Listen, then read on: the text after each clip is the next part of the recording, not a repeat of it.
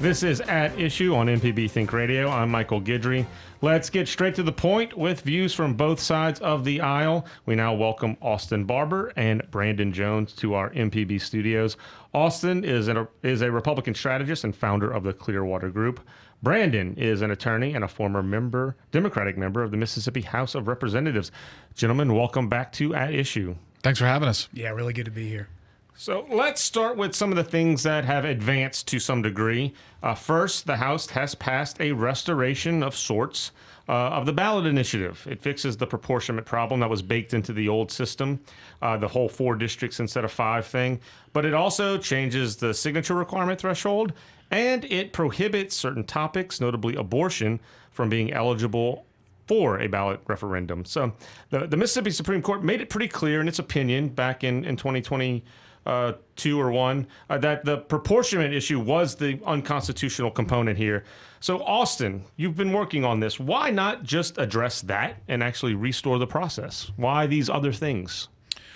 That's a really good question, and it's honestly it's not one that comes up very often. I think the legislature, legislators, specifically, they have their own vision of what they want to do, and that's okay. It's not a problem with that. I think what leadership and rank and file members see, Brandon, is that there are people on both sides of the aisle. When I say people, I should say voters, Mississippians, who think, you know what?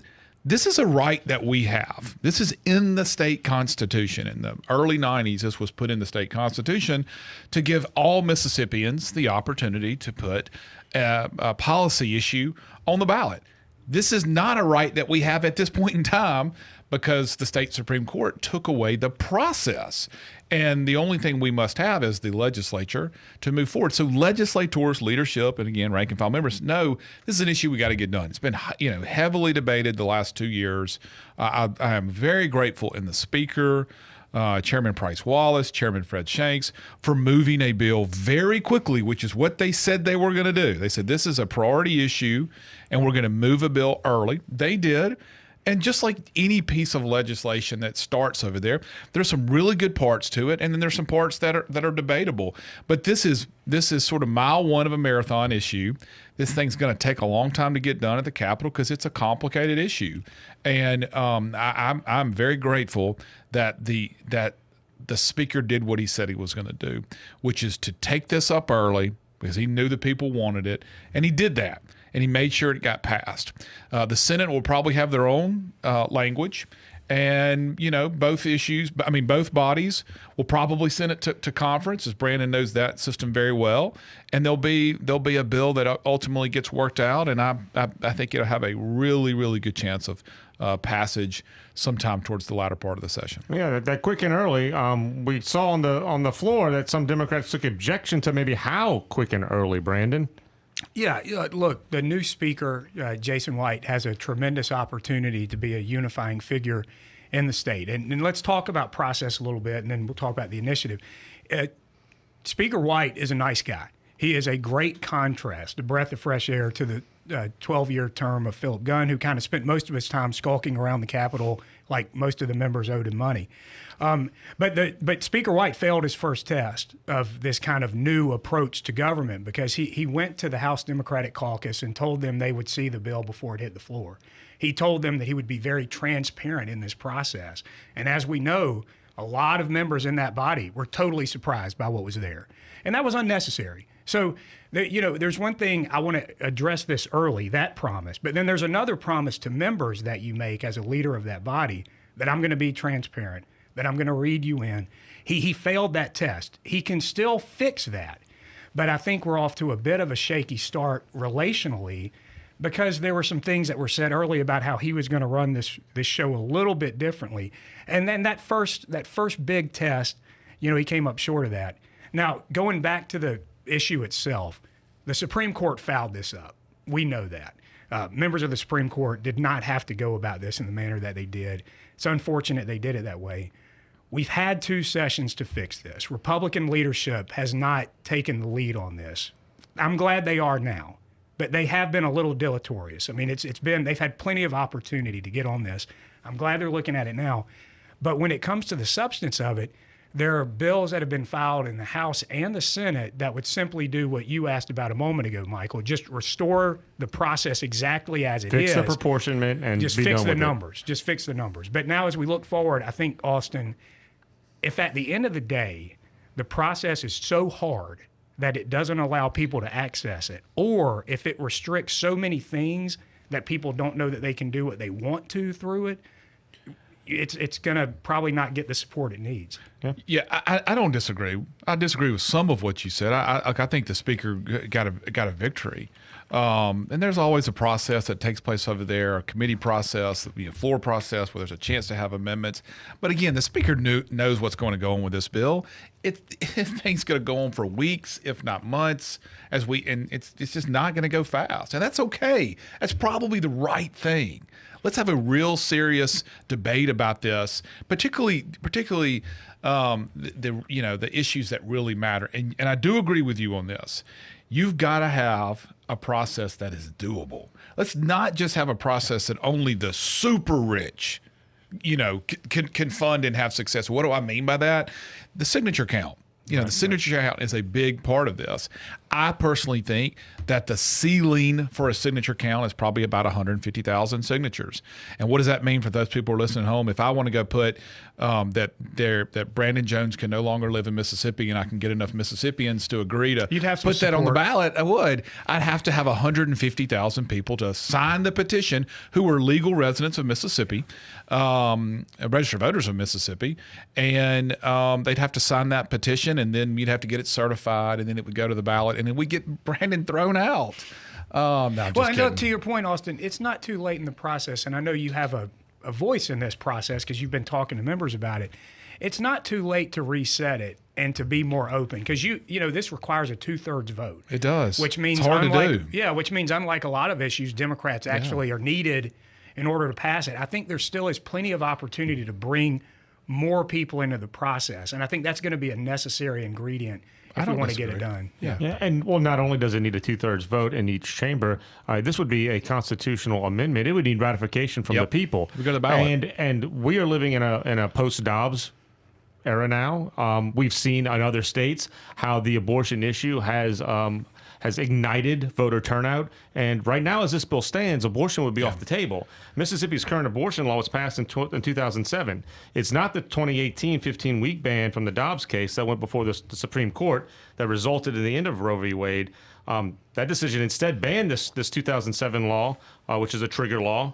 That law passed 17 years ago. That's a generation ago. And there are only currently 24 out of 122 legislators that were members of that body when that law passed. So, Brandon, what does that kind of tell you when we look at the what we have right now? This is what we have. What does it tell you about the potential motivations for including this provision, this ban, or any other type of ban? Because this does have to go in front of the people to ratify whatever ballot initiative process comes. Yeah, it's a good point, Mike. I mean, I'm glad you injected that piece to it because it is going to have to be, an issue for the voters. There's no question that there is some interest by Republicans to limit the scope of what this does. And it should be no surprise that choice is at the top of the list. That gives heartburn to the folks who are putting this in. So I think that it's just obvious to me. To me, it's just self-evident that there's going to be members who want to put their thumb on the scale with respect to that issue. But your point is a good one. We have seen even in places like Kansas where traditionally conservative places have said, we would like to be able to touch this issue. Mm-hmm. I mean, what the Supreme Court did in Dobbs was they essentially said, we're kicking this back to the states. Well, what Mississippi is saying, not so fast. We're not going to let you folks decide. So now the court has said, we're not going to let we're not going to let a federal body decide this issue. We're going to leave it to the states. And Mississippi is saying, with this current proposal, we're not going to allow for a citizens amendment to address that issue. So that could be problematic. So if I can respond. Yeah, of course. I think for those people like myself and others who are working to see the ballot initiative process be put back into place, I'm pro-life. Let me just be very upfront about that. Not that that's a surprise to anybody. But I have no issue with Republican leadership standing on the side of pro-life, the pro-life issue on this, on the ballot initiative issue. But I also know, let me just tell you, I want the ballot initiative process to be to be a real option. It's not right now. If you know this, you're going to agree with me on this. Let's say they pass, the legislature signs a bill. Okay, it has no restrictions, and there's some legislators up there, I bet both Republican and Democrat, who would agree we shouldn't limit what the people can put on the ballot. I'm going to tell you what would happen. That would go just like Michael said. Voters would have to ratify that in November. That whole ratification vote would be about abortion. That's all it would be about. Because you'd have those who would go, if we pass this, what happened in Ohio, what happened in Kansas is coming to Mississippi, and we're going to have to deal with that.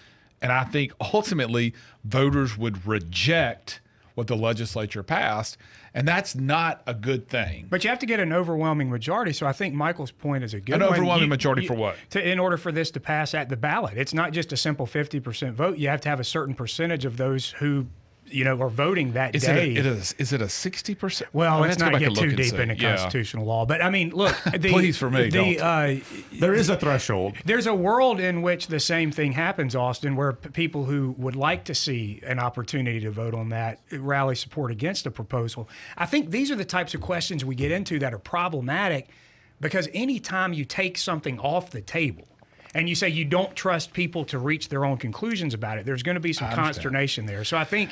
But you also, this is good evidence of how problematic that can be. I understand what you're saying, but I also know that bill ain't passing if it doesn't have an abortion restriction in it. It's just not. I don't think that's true. I think there are people of all stripes who could say, what are we actually talking about when we say ballot initiative, and where do you draw the line? Because everybody has a different pet issue that's important to them. And if we let a select few in leadership decide, I'm taking this off. I get it.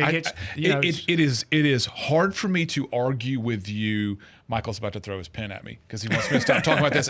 10 seconds. It's hard for me to argue with you about, hey, let's not restrict specific issues, but also know that this abortion issue it's polarizing on both sides, and so I understand your argument, but I also I don't think it will pass either this legislative session if it's not in there, or if it's not in there on the ballot in November, and I'll be quiet. All right. Well, quick, just real quick, based on that, if this is baked into this ballot initiative restoration bill, does it become a referendum on abortion to you? Yes or no? Wait, you got to ask a question again. If this ban is baked into this bill, if the restoration process that goes before the voters includes a ban on putting any type of abortion issue on the ballot, does this then turn into a referendum about abortion? I would have to look at Brandon on the left and say, are those that are pro-choice, would they be against this because of that? I don't think on the right it would be. I think those possibilities exist. I mean, I think there's going to be resistance to any restriction, and we just don't know. I mean, look, as it stands right now, there's more than just that question that's restricted from this current proposal. I mean, there's a lot. In the House version. Medicaid expansion would appear to be written out of it. There's a lot of issues that are, I mean, look, you say you're pro-life. You know what? I'm pro-life in the sense that I think people ought to have access to Medicaid if they can't afford insurance. I think that ought to be baked into the law. And I also think, I feel pretty confident that just like on all these issues, just like on abortion or Medicaid expansion or PERS or any of these, the legislature can take those issues up if they want. A member can file a bill, leadership can act on it or not act on it, and that's why I think Medicaid expansion has always sort of been, that will be dealt with a ballot initiative. I think that may be dealt with this legislative session. Well, let's look at what lawmakers are doing with Medicaid and the role it's playing, because in the House they have passed presumptive eligibility. It's one of the things that the House acted on quickly. It kind of follows the heels of extending the postpartum coverage last year that lawmakers took up. So we're seeing Medicaid, the role of Medicaid in the different ways in this solution to the healthcare crisis. We're talking about Medicaid now. We kind of pivoted there. So what role, or I should say, what does a move like this, presumptive eligibility, say about this legislative body, the leadership, and the role Medicaid will play in addressing the health crisis? HB 539. I think this is one of the most basic, humane things that this body could do. I don't give them nearly as much credit as Austin does. I think they've been obstinate on these issues. You know, from 2016 to 2020, 80% of the pregnancy-related deaths that occurred in this state were considered preventable. That is an indictment on all of us. And leadership bears some responsibility for that.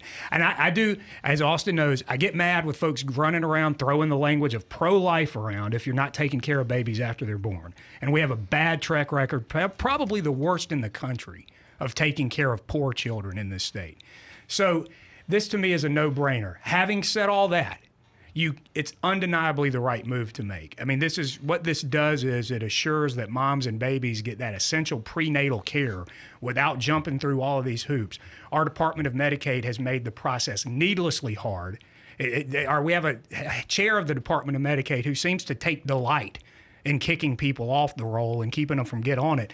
A law like this takes that issue out of his hands, which it needs to be done because he's politicized that office. So I think it's a good step for parents. Go ahead. I have to start. I have to start there. Go ahead. I think Drew Snyder is an excellent Political excellent executive director of Medicaid. Does a phenomenal job, and yeah, he has made sure that agency does two things really well. One is that they take care of the people who are dependent upon Medicaid, and secondly, he makes sure that the dollar that are sent there by the legislature, which are taxpayer dollars, are that they are fiscally responsible with those dollars. But listen, what you're talking about on this bill.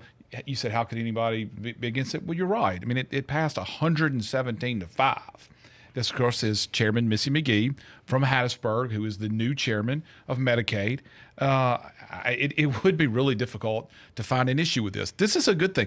This is a good thing. If you are a fiscal conservative, okay, well, this should help save Medicaid dollars, because if a young mom, okay, can get into the doctor and do regular doctor visits, it's much less likely that there will be an issue with the mother or with the child. And if Medicaid is going to be financially responsible to take care of their health care needs, that's a good thing. It's a good thing from a humane side of it. I totally agree. But if you're a fiscal conservative, this is also smart policy. Okay, you can argue both sides of it. I was about to ask. It sounded like you were framing this more of as a fiscal issue, not a I'm healthcare saying issue. If you're like, hey man, all I care about is managing and taking care of the taxpayer dollars. Well, this you can go vote for this bill, which obviously a lot of them did, because 117 people voted yes on this, and it'll we'll see if there's a Senate companion bill, or if the Senate just takes up this bill. I think it'll be. I think it'll fly through. Speaking of flying through, 2 special sessions within the regular session, each a day long, passing 2 pretty significant economic development projects. They both received bipartisan support, though Democrats did question why there's a pattern of these large deals kind of popping up east of 55. So, and with all this, lots of promises for high-paying jobs in exchange for some pretty generous tax breaks for these corporations. Quick answer. What's your Brandon? We'll start with you. What's your take on these 2 special sessions and the fruits of them? Look, I mean, these bills passed overwhelmingly. So, I mean, clearly there's wild support for a lot of this stuff. I think we have a bad history in Mississippi of slapping economic development on an idea and then not vetting it as fully. There's no reason this couldn't have gone through the full process. And the people west of I-55 should be looking at the legislature going, when are we going to get some economic development? Well, I mean, let's be honest. The AWS plant is located west of I-55. I understand. Technically, it is west of I-55, and there are going to be a lot of people from my home county, Yazoo County, Humphreys County, Holmes County, Warren County, that are going to come over there and work at that facility, just like they have done at the Nissan plant for over 20 years. Look, they're great things. I mean, $10 billion economic investment in the state. It's phenomenal. What happened in Marshall County, I'm sure we all heard this talking point, which is a really good one. The average salary at that facility up there is going to be $66,000 a year, which is nearly $20,000 more. What's the median salary? Do we know that? It's $66,000 a year. Well, no, that's but how many? It's Fact checking, Michael. It's Fact checking. It is $66,000 a year. Median household income up there is $48,000 a year. So it's a good thing.